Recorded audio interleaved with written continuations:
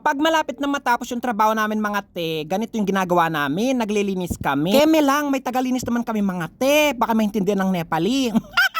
Bibilangin na namin yung sa whiteboard na nakasulat at yung resibo namin para makuha na namin yung porsyento namin mga te. Kapag naka 7 customer ka, automatic quota ka, may additional 50 real ka mga te. May pang grocery ka araw-araw at bukod pa doon yung commission mo. Yung ginawa ko sa 50 real, pinambili ko ng gata at magbibiko ako for today's video. Habang nagluluto ako ng biko, pag-uusapan natin kung bakit may Nepali kaming kasama na nagtatrabaho sa spa. Marami kasing nagme-message sa akin, hindi naman daw Nepali yung mga kasama namin kung di Indonesia. Kadalasan kasi mga nagtatrabaho sa spa is mga Pilipino tsaka Indonesia. Tama naman, wala ka naman talaga makikita ang mga Nepali na nagtatrabaho sa spa mga te. Itong company namin yata yung kauna-unaang nag-hire ng mga masahista na mga Nepali. Tanong nyo kung bakit sila nag-hire ng mga Nepali at hindi Pilipino yung mga kinukuha nila ngayon sa Pilipinas.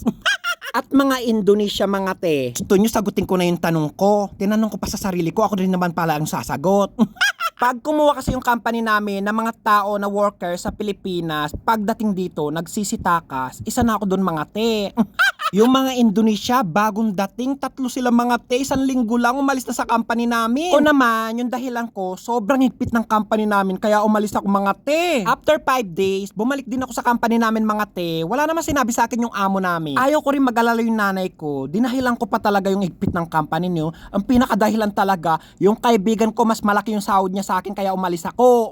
Kaya mahirap talaga kapag galing na ng Saudi, yung na-hire mong workers mga te. Hindi ko naman nilalahat, pero yung 3 Indonesia, yung kwento nila, may kaibigan din sila nagtatrabaho sa spa at nainganyo sila sa kaibigan nila kaya lumipat sila mga te. Yun, nagsawa yung company namin sa kakakuha ng mga workers sa Pilipinas. Sayang lang yung visa mga te. Pagdating dito, umaalis din sila mga te, ginamit lang yung visa ng company para makapagtrabaho sa iba. Kaya yun, hindi na nagbibigay ng visa sa Pilipinas yung company namin. Kaya Nepal nationality na lang yung kinukuha nila mga te. 100% kasing hindi pasawa yung mga Nepali. Pagdating sa trabaho, nakikipagsabayan talaga sila mga te. Kaya dito sa company namin, yung mga workers, 80% Nepali, 10% Indonesia at 10% Pilipino. As in, sobrang bait pa ng company namin at hindi nila kinakasuan yung mga tumatakas dito. Pag nakachamba ka ng ibang company na maigpit, papagbayarin ka talaga ng 20,000 real. Sobrang daming Pilipino at Indonesia yung umaalis dito sa company namin nang walang paalam. At ang dahilan, mababa yung sahod, pagkatapos yung nakachat niyang kaibigan,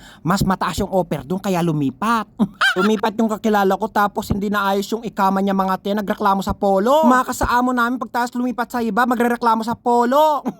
Ewan ko mga te kung ano yung dahilan niya kung bakit natulungan siya ng polo. Kaya minsan yung dapat tulungan, hindi natutulungan, pero yung dapat hindi tulungan, natutulungan nila. Buti na lang mabait yung gobyerno natin dito sa Saudi Arabia. Wag na wag niyong tutularan yung ganun mga te. Kaming promipa talaga, tumakas naman ako, bumalik naman ako. Hirap maging takas mga te, lalong lalo na sa Saudi Arabia, kaya wag kayong tatakas sa amo nyo.